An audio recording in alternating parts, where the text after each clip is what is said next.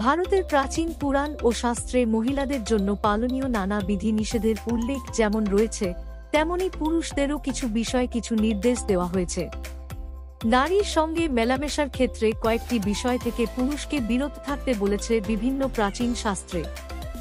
বিশেষ কিছু মহিলার সঙ্গে শারীরিক সম্পর্কে পুরুষের লিপ্ত হওয়ার বিষয়টিকে মহাপাপ বলে মনে করছে শাস্ত্র। এই মহাপাপ যদি করেন কোনো পুরুষ, তাহলে তার পরিণতি হতে পারে ভয়াবহ। শারীরিক ঘনিষ্ঠতার ক্ষেত্রে কোন ধরনের মহিলাদের এড়িয়ে চলতে বলছে শাস্ত্র? আসুন জেনে নেওয়া যাক।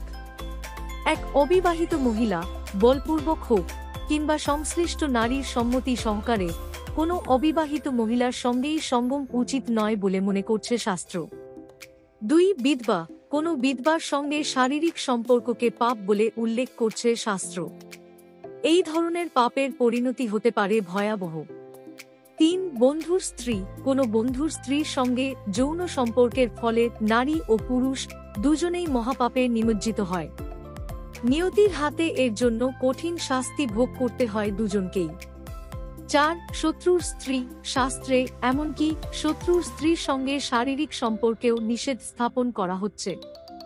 শত্রুর স্ত্রীর সঙ্গে যৌন সম্পর্কেও মহাপাপ হয় বলে মনে করছে শাস্ত্র। 5 শিষ্যের স্ত্রী, শাস্ত্রের মতে কোনো শিষ্য অথবা ছাত্রের স্ত্রীর সঙ্গে কখনোই কোনো পুরুষের যৌন সম্পর্কে লিপ্ত উচিত নয়। 6 পরিবারের অন্তর্ভুক্ত কোনো নারী, সরাসরি রক্তের সম্পর্ক রয়েছে এমন মহিলার সঙ্গে পুরুষদের শারীরিক সম্পর্কে কড়া নিষেধ স্থাপন করেছে প্রাচীন হিন্দু শাস্ত্র। 7 বয়সে বড় কোনো মহিলা, নিজের চেয়ে বেশি বয়সী কোনো মহিলার সঙ্গে কোনো পুরুষের শারীরিক সম্পর্ক না হওয়াই উচিত বলে মনে করেছে প্রাচীন শাস্ত্রসমূহ। 8 যৌনকর্মী, অর্থের জন্য নিজের শরীর বিক্রি করছেন যে মহিলা, তার সঙ্গে দৈহিক সম্পর্ক সম্পূর্ণ অনুচিত বলেই মনে করেছে প্রাচীন শাস্ত্র।